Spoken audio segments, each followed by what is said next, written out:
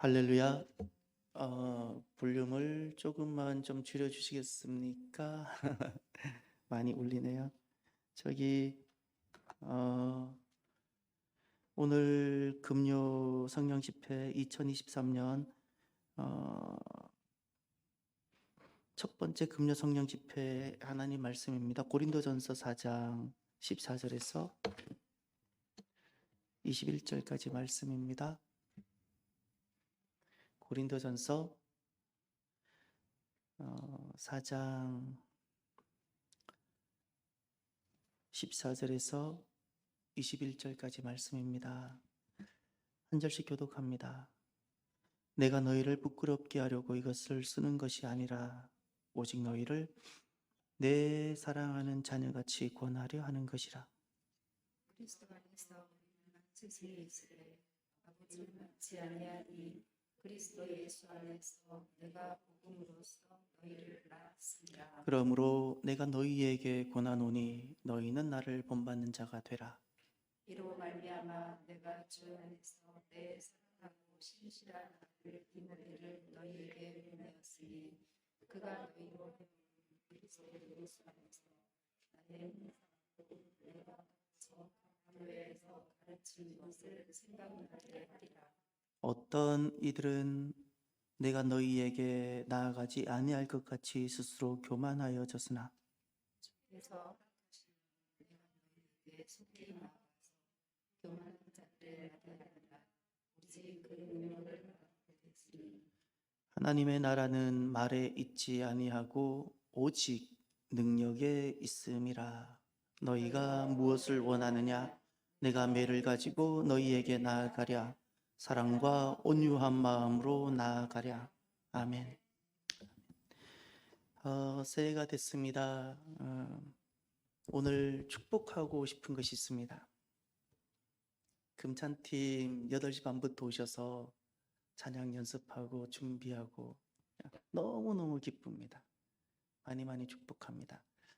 실은 모든 찬양팀은 먼저 기도가 준비되어져야 됩니다. 기도가 먼저 되고 먼저 와서 뜨겁게 기도하고 그리고 준비 기도를 했죠. 준비 기도하고 또 찬양을 많이 연습해야 됩니다. 어느 정도 연습해야 되냐면 안 보고 부를 수 있을 만큼. 예. 아무튼 오늘 새해에 금찬팀 너무 귀한 모습을 보여주셔서 벌써 응답을 받은 것 같아요. 최고의 기타리스트. 예, 이따가 집사님 우리 기도할 때도 기타 막 반주해 주시고 주연자매는 기타와 같이 또 피아노도 같이 좀 해줄 수 있겠어요? 예. 자,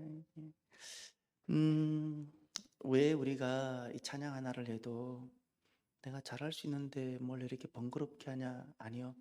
예배는 항상 최고의 가치를 담아 드리는 겁니다. 최고의 가치를 담아 드리지 않는다면 그건 예배는 아닙니다. 쇼라고 말합니다. 그것을.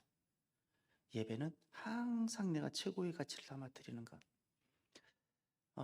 많이 축복합니다. 2023년에 주님께서 제게 주셨던 제 개인적으로 주셨던 단어들이 있습니다. 그것이 낯익은 은혜와 낯선 은혜입니다. 낯익은 은혜라는 것은 이미 내가 경험한 은혜고 익숙한 은혜입니다. 구원의 은혜, 하나님 놀라운 나를 사랑하시는 그 사랑의 은혜들. 금년에는 이 낯익은 은혜가 회복되고 충만하기를 바랍니다. 근데 낯선 은혜가 있습니다. 주님께서 오셔서 새롭게 하시는 역사들, 할렐루야. 이전까지는 경험해 보지 못한 놀라운 역사들, 이전까지 경험해 보지 못한 놀라운 역사가 금요 성령 집회 안에 나타나기를 바랍니다. 지금까지는 전혀 다른 낯선 하나님의 은혜가 이 금요 성령 집회에 가득하기를 바랍니다. 금요 성령 집회를 섬기는 찬양팀, 그리고 금요 성령 집회를 지키는 예배자들에게 지금까지는 내가 상상도 못했던 하나님께서 오셔서 행하시는 놀라운 역사와 일하심으로 가득한 이 금요 성령 집회 2023년 금요 성령 집회가 될 것입니다. 이 낯선 은혜로 충만하기를 바랍니다. 또 하나 오늘은 제 마음에 정말 그 간절한 마음으로 축복하고 싶은 이름이 하나 있습니다. 아버지들입니다. 어머니들을 노래하고 어머니를 위로하는 것은 참 많습니다. 굉장한 수고가 있으니까. 그런데 아버지를 위로하는 곳이 별로 없습니다. 아버지들을 위로해드리고 싶습니다. 아버지들은 힘들어도 힘들다 말 잘 못합니다. 그거조차도 익숙하지 않았어. 익숙하지 않았어. 아버지들을 많이 위로하고 싶고, 아버지들을 주님께서 보살펴 주시기를 바라고, 예, 아버지들의 마음을 말하지 않고 그냥 묵묵하게 있는 그 아버지 마음을 주님께서 헤아리셔서 품어주시고 마음의 평강으로 가득하고 그 노년의 때의 삶이 복되고 건강케 해주시기를 바랍니다. 그 방황하는 자녀들이라는 이야기를 해보면 우리가 참 자유롭지 못할 것 같습니다. 방황하는 자녀들이 방황할 때는 이유가 많이 있을 텐데 제게는 그런 것 같아요. 방황하는 자녀들에게 있어서 왜 그들은 방황할까? 중요한 원인, 여러 가지 원인이 있겠지만 그 중에서도 중요한 자리를 차지하는 것이 아버지 상실이 아닐까라고 저는 말합니다. 아버지의 상실이에요. 아버지의 상실. 아버지 상실은 생각해보면 세 가지가 있어요. 사별로 인한 상실, 결별로 인한 상실, 이별이죠. 이거는 그냥. 세 번째는 단절로 인한 상실. 실은 우리가 살아가면서 교사의 상실로 인해서 오는 아픔도 있지만 이거는 아버지와의 상실을 비교가 안 됩니다. 비교가 안 됩니다. 친구의 상실, 이것도 아버지의 상실과 비교가 안 됩니다. 어떤 것도 존재가 자리하고 뿌리를 내리는 데 있어서 아버지 부재만큼 영향이 큰 것이 있을까 싶습니다. 만약에 사람이 아버지의 부재다, 아버지 부재는 어떻게 다가올까를 생각해 봤을 때 인생이 여정을 떠나는데, 삶의 여정을 떠나는데 목적을 찾지 못할 것 같아요. 내가 왜 살지? 아버지가 없으면 내가 왜 살아야 됐지? 내가 왜 공부하지?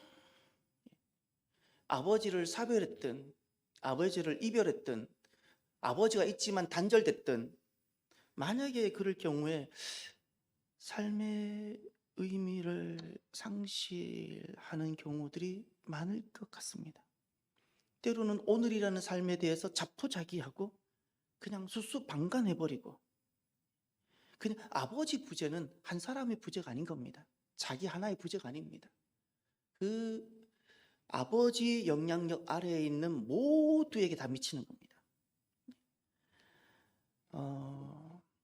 우리가 살아가면서 많은 혼란을 겪습니다. 고린도 교회도 무지 혼란을 겪은 교회입니다.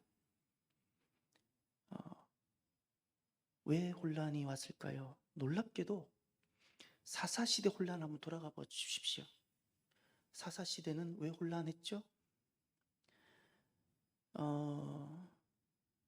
그들이 이 혼란을 끊임없이 반복합니다. 재정이 부족해서 그랬나요? 정치를 잘 못해서 그런가요? 자녀를 잘 못 길러서 그런가요? 사사시대는 왜 혼란이 됐죠? 하나님 아버지의 부재였어요. 가나안 땅에 정착했는데 하나님 아버지의 부재예요. 이런저런 이유로 하나님 아버지를 잃어가기 시작하는 겁니다. 그러니 그때부터 이민족에게 침략당하고 혼란이 되는 겁니다. 출애굽이란 도대체 무엇일까요? 왜 하나님은 잘 살고 있는 애굽에서 그 당시 세계 제일 잘 나가는 곳인데 왜 그냥 거기서 편하게 살게 하시지? 우리로 말하면 서울에서 좀 잘 살게 놔두지 왜 저 시골 변두리 저런데 광야 같은 걸 뽑아내? 우리는 출애굽이 대단하다 그러지만 그 당시 사람들이 보면 우습다 그럽니다. 서울에서 잘 살고 있는 사람을 뽑아다가 저 시골 이름도 없는 곳, 살기 어려운 곳으로 가게 하셨으니까 말도 안 되는 거잖아요. 출애굽이란 무엇일까요? 다시 하나님 아버지께로 돌아오는 여정입니다. 탕자가 회복합니다. 탕자 회복은 무엇이 탕자 회복일까요? 아버지를 되찾는 것이 탕자 회복입니다. 사랑하는 성도 여러분, 오늘 우리가 아버지의 부재로 인해서 상실로 인한 지난날 믿음의 선배들이 겪었던 혼란, 고린도 교회가 겪었던 혼란을 통해서 오늘 우리들에게 주시는 하나의 음성을 듣게 되어지기를 바랍니다. 교회가 왜 혼란한가를 한번 보십시오. 15절. 너무나도 중요한 말씀. 저는 이 말씀을 듣고 나서는 지워지지가 않았습니다. 그래서 저는 이렇게 걸어가고 싶습니다. 그리스도 안에서 일만 스승이 있으되 아버지는 많지 아니하니. 아멘. 이 말씀입니다. 전 이 말씀을 접하고 지워지지가 않습니다. 그리스도 안에서 일만 스승이 있으되 아버지는 많지 아니하니. 여기서 말하는 스승이란 그 스승, 좋은 의미로 스승이 아니라 그냥 교사, 직업으로서 교사를 말하는 겁니다. 그냥 가르치는 자. 가르치는 자는 많다는 거예요. 학원같이. 근데 아비가 없다는 겁니다. 아비가. 그런데 이것이 어디 안에서? 그리스도 안에서, 교회 안에서 다 그냥 가르치는 거예요. 다 가르치는 거예요. 가르치는 데는 다 이유가 있겠지요. 그런데 아버지가 없다고 그랬어요. 아버지 같은 마음을 가진 사람. 단순히 내가 무엇인가를 알기 때문에 가르치고 전하는 자가 아니라 아버지 같은 마음을 품고 아버지 마음으로 그를 대하고 아버지 마음으로 이렇게 서는 자가 많지 않다. 그래서 지난날 고린도 교회가 그렇게 혼란에 빠졌어요. 고린도 교회는 가르치는 자가 많고 똑똑한 자가 많고 잘난 자가 많고 부자도 많고 지식인도 많고 아버지가 부족했어요. 아버지 마음을 가지고 가는 사람. 그래서 그렇게 너무나도 많이 혼란을 겪었어요. 오늘 우리들이 우리가 걸어가면서 신앙생활을 하면서 회복해야 하는 영적 스피릿 한 개념이 있습니다. 아버지입니다. 아버지 마음을 회복해야 됩니다. 아버지로서의 마음입니다. 자라면서 지금은 그게 뭔가가 이해가 됩니다. 자라면서 제 이성에 이해가 되지 않았던 우리 선조들이 했던 말을 도전했던 말이 하나 있는데 이거예요. 아버지 날 낳으시고 어머니 날 기르시네요. 무슨 생물학적으로 말도 안 되는 아버지 날 낳으시고 어머니 날 기르시니. 어머니가 날 낳으셨지 어떻게 아버지가 날 낳으셨냐고.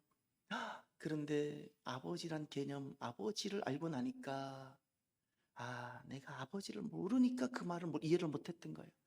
그래, 맞구나. 아버지가 날 낳으셨구나. 아버지가 있어야 되는구나. 아버지가 있어야 되는구나. 어머니 같은 마음으로 기르는 양육자가 있다면 아버지같이 나를 낳아서 아버지 마음으로 나를 쭉 기준이 되면서 보호해주고 양육해주는 분이 있어야 되는구나. 여러분, 우리들이 회복해야 되는 그 아버지의 모습, 아버지의 길을 오늘 말씀을 통해서 한번 살펴보게 되길 바랍니다. 5가지입니다. 첫 번째, 아버지의 마음, 아버지의 길은 어떤 것인가? 사랑하는 자녀를 대하는 마음입니다. 14절을 보십시오.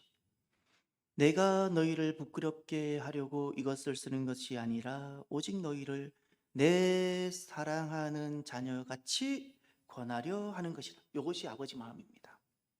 누구를 대하든지 내 사랑하는 자녀같이 대하고 내 사랑하는 자녀를 대하는 마음으로 그를 대하고 내 사랑하는 자녀, 결코 이룰 수 없는 자녀를 내가 대하듯 그를 권면하듯 권하는 겁니다.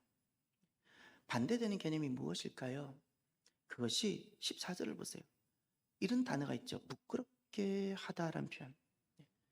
아버지는 절대 자녀를 부끄럽게 하지 않습니다. 부끄러우면 내가 도로 당합니다. 내가 당하고 자녀여 부끄럽게 하지 않습니다. 알고도 오히려 막아주고 기다려주고 너무 속상하지만 기다려주고 자녀가 형편없어도 그 형편없음으로 부끄럽게 하지 않습니다. 아버지의 모습의 첫 번째 사랑하는 자녀를 대하는 마음입니다. 그리고 두 번째 한번 보시길 바랍니다. 두 번째는 뗄 수 없는 생명의 관계로 대하는 마음입니다.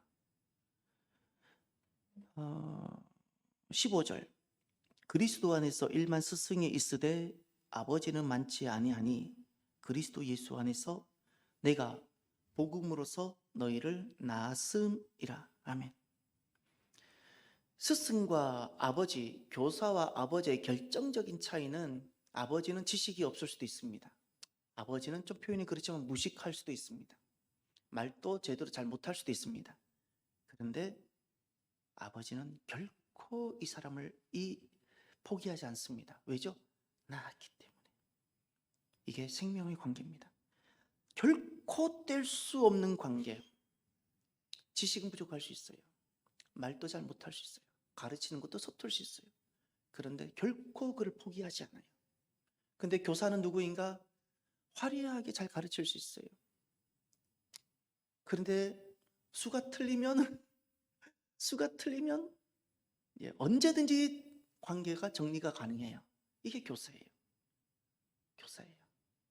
그런데 주님은 교회를 보시면서 마음 아파하시는 것이 그렇게 교사는 많은데 아버지가 부족하다는 겁니다. 아버지가. 여러분, 우리가 한 사람 한 사람을 대할 때 이런 마음을 좀 가져주면 좋겠어요. 아버지 마음인데, 아버지 마음이란 뗄 수 없는 주님께서 만나게 하신 생명의 관계. 할렐루야. 예. 함부로 해서는 안 되는, 예. 내가 수가 틀린다고 함부로 해서는 안 되는, 결코 뗄 수 없는 생명의 관계로 대하고자 하는 이 마음이 아버지 마음입니다. 주님이 원하시는 마음. 이 마음이 하나님 아버지에게 있거든요. 하나님을 아버지라 말씀하셨어요. 그래서 하나님 우리를 사랑하는 자녀처럼 대해주시잖아요. 하나님은 결코 우리 뗄 수 없는 관계로 우리를 대해주세요. 절대 우리를 포기하지 않으세요. 세 번째, 아버지의 모습을 한번 보시길 바랍니다. 16절을 볼까요? 그러므로 내가 너희에게 권하노니 너희는 나를 본받는 자가 되라. 본받는 자, 이것은 앞에서 본이 되는 삶을 말합니다. 앞에서 본이 되는 삶. 이스라엘 목자의 특징이 있습니다. 이스라엘 목자는 절대 뒤에서 회초리 들고 가라, 이리로 가라, 멈춰라 하지 않는다고 합니다. 이스라엘 목자는 지팡이를 들고 맨 앞에 갑니다.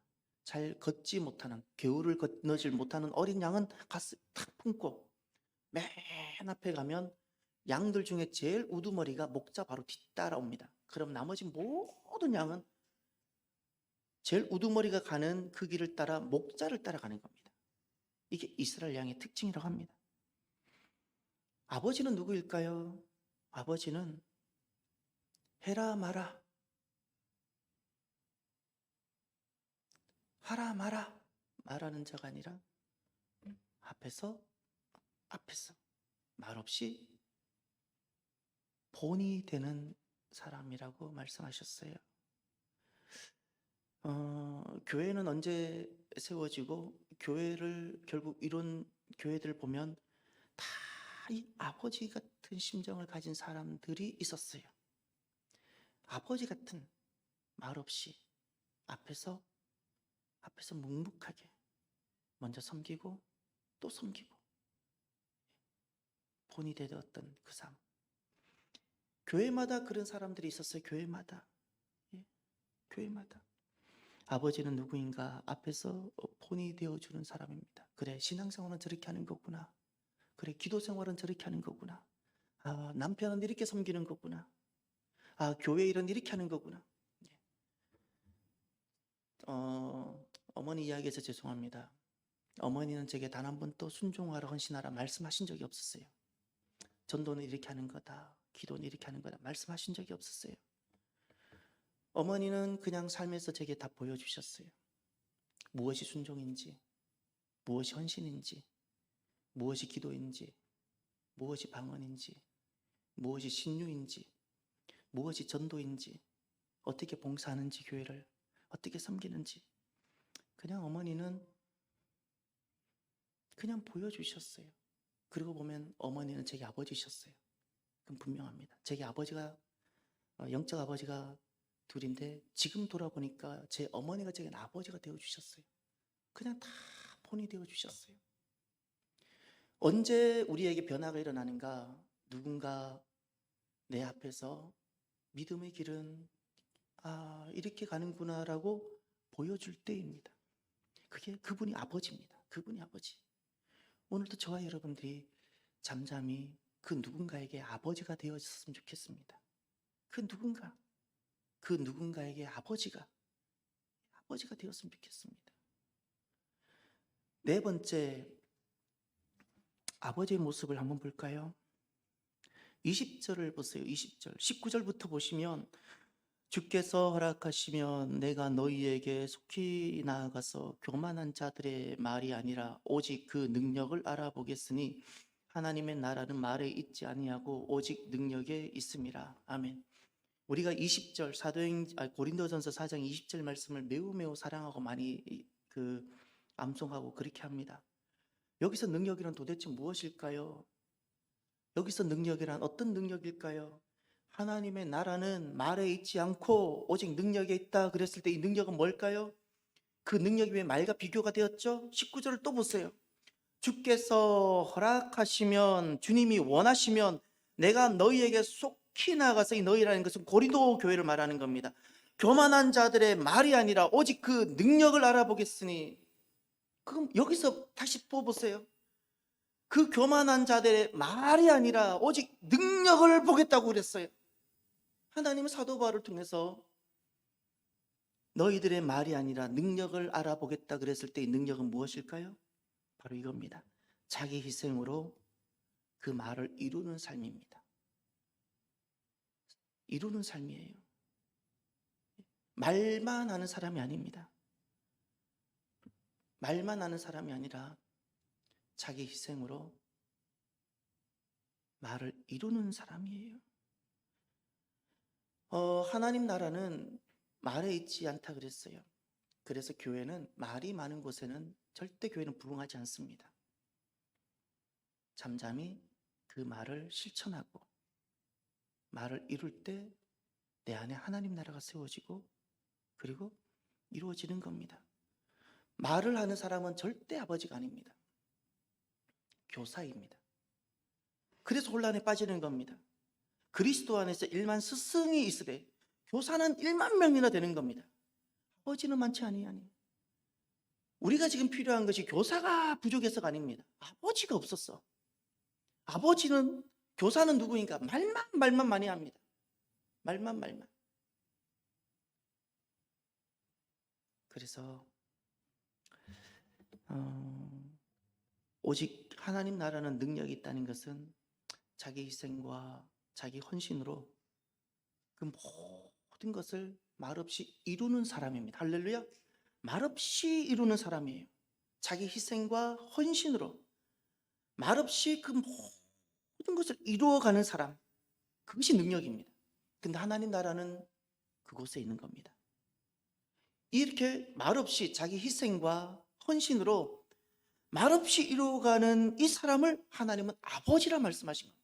아버지. 마지막 5번째, 아버지 모습을 보시길 바랍니다. 21절. 저는 이 21절로 고린도전서가 4장이 끝나서 너무나도 기쁩니다. 함께 볼까요? 너희가 무엇을 원하느냐? 내가 매를 가지고 너희에게 나아가랴. 사랑과 온유한 마음으로 나아가랴. 아멘.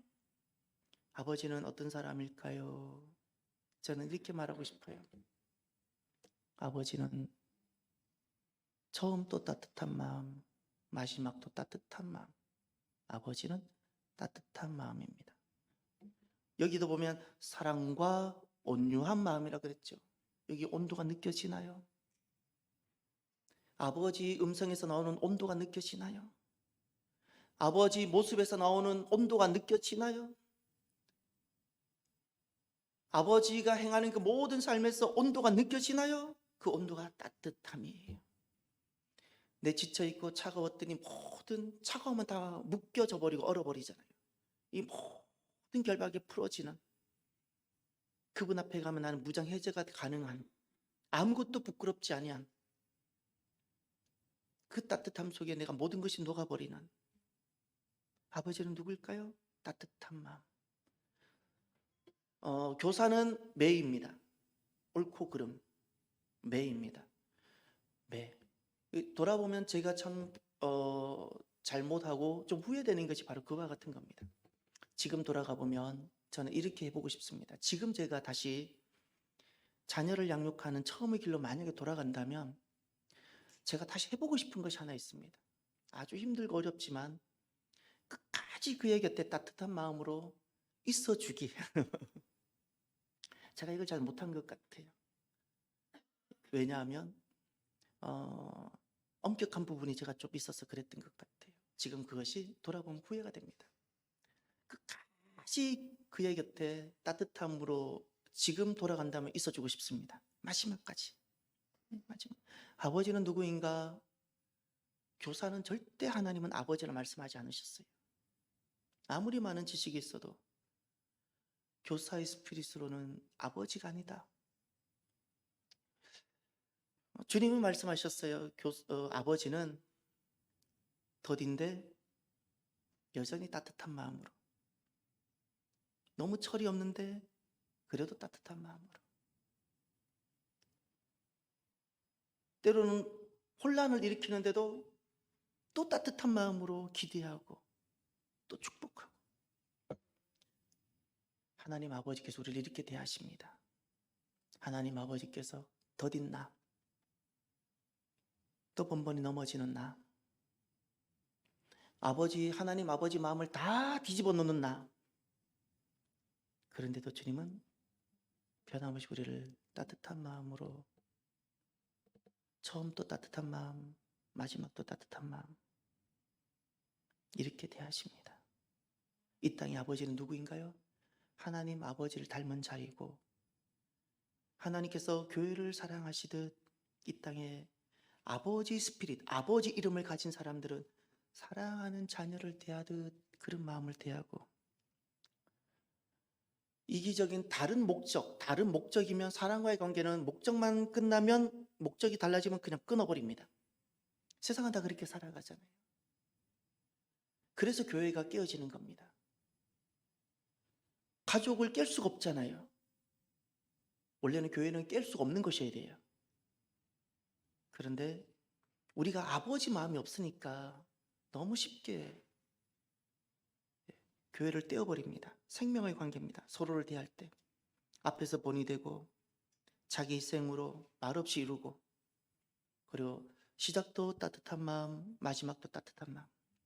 오늘 저는 이 말씀을 제 자신에게 많이 하면서 제 자신을 많이 또 돌아보게 됩니다. 사랑하는 성도 여러분, 지난날 고린도 교회가 그렇게 혼란에 빠졌던 것은 교회 안에 교사는 1만 명이나 되었다 그랬어요. 물론 비유이겠죠. 1만 교사. 근데 아버지가 많지 않았다 그랬습니다. 오늘 저와 여러분들이 그래서 혼란에 빠졌는데, 저와 여러분들이 우리 안에 회복되어져야 되는 이 새해 첫 금요 성령 집회 때 우리 안에 회복되어져야 될 영성, 아버지 영성입니다. 권사님들도 아버지 영성, 집사님들도 아버지 영성, 금찬팀도 아버지 영성, 목사님 저도 아버지 영성, 우리 장로님도 아버지 영성. 이 금요 성령 집회가 아버지 영성으로, 아버지 마음으로, 하나님 아버지 마음이 그대로 투영된 아버지 영성으로 가득하기를 바랍니다. 교사로는 절대 교회가 세워지지 않습니다. 교사로는 사람이 바뀌지 않습니다. 그저 옳고 그름, 회초리가 가능할 겁니다. 근데 하나님은 우리에게 아버지를 원하셨습니다. 그리고 하나님께서 우리에게 아버지로 계시하셨습니다. 오늘 저와 여러분들이 이 신년 첫 금요 성령 집회 때 저도 마찬가지, 여러분들을 축복하면서도 그 여러분에게 요구할 것이 제가 한 가지 있는데, 그것이 주님, 제가 아버지입니다. 이 고백을 하나 했으면 좋겠습니다. 주님, 제가 아버지입니다. 하나님을 아버지로 두고 있는 이 땅에 아버지 마음으로 가지고 걸어가는 주님, 제가 아버지입니다. 이 고백을 하나님 앞에 드리고 이 신년 첫 금요일 날 우리가 결단하면 좋겠습니다. 기도합시다. 기도하기 전에 이 찬양 우리 하나 할 수 있을까요? 아버지 당신의 마음 우리 먼저 찬양을 좀 할 수 있을까요?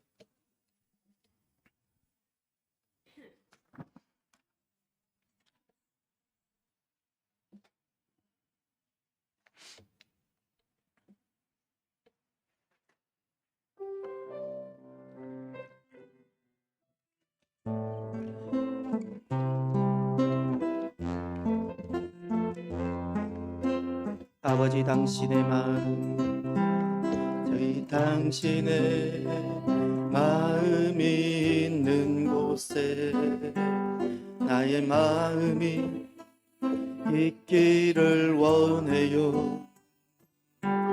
아버지 당신의 눈물이 고인 곳에 나의 눈물이 고이길 원해요. 아버지 당신이 바라보는 영혼에게 나의 두 눈이 향하길 원해요. 아버지 당신이 울고 있는 어두운 땅에 나의 두 발이 향하길 원해요. 나의 마음 아버지의 마음 알아. 내 모든 뜻 아버지의 뜻이 될 수 있기 나의 온몸이 아버지의 마음 알아. 내 모든 삶 당신의 삶 대 한 번 더 처음부터 찬양합니다. 아버지 당신이 마음이 있는 곳에 나의 마음이 있기를. 아버지 당신의 눈물 아버지 당신의 눈물이 고인 곳에 나의 눈물이 보이길 원해요. 아버지 당신이 바라보는 영혼에게 나의 두 눈이 향하길 원해요. 아버지 당신이 울고 있는 어두운 땅에 나의 두 발이 향하길 원해요. 나의 마음이 아버지의 마음 알아. 내 모든 뜻 아버지의 뜻이 될 수 있기 나의 온몸이 아버지의 마음 알아. 내 모든 삶 당신의 삶 되기를. 우리 눈을 감아 주십시오. 우리는 살아가면서 나는 아버지라 나는 아니라고 생각을 하고 우리가 지금까지 살아왔을지 모릅니다. 근데 알고 보니 우리 모두는 실은 아버지였어야 됩니다. 우리 모두는 아버지였어야 됩니다. 하나님을 우리에게 아버지라 계시해 주셨고 이 땅에 있는 하나님 백성들은 이 땅에서 아버지로 살아가기를 주님 원하셨습니다. 이 시간 하나 가슴에 꼭 하나 새깁시다. 지금까지는 우리가 더디고 서툴고 내가 아버지인 줄 모르고 살아왔지만 이제 오늘 이 밤에 하나 결심합시다. 하나님, 제가 주님을 닮은 아버지입니다. 제가 아버지입니다. 지금까지는 이 아버지 삶이 너무 낯설고 서툴었지만 주님, 아버지로 살아가기를 원합니다. 아버지로 살게 하옵소서라고 이 시간 주의 이름 부르고 간절히 기도합시다. 주여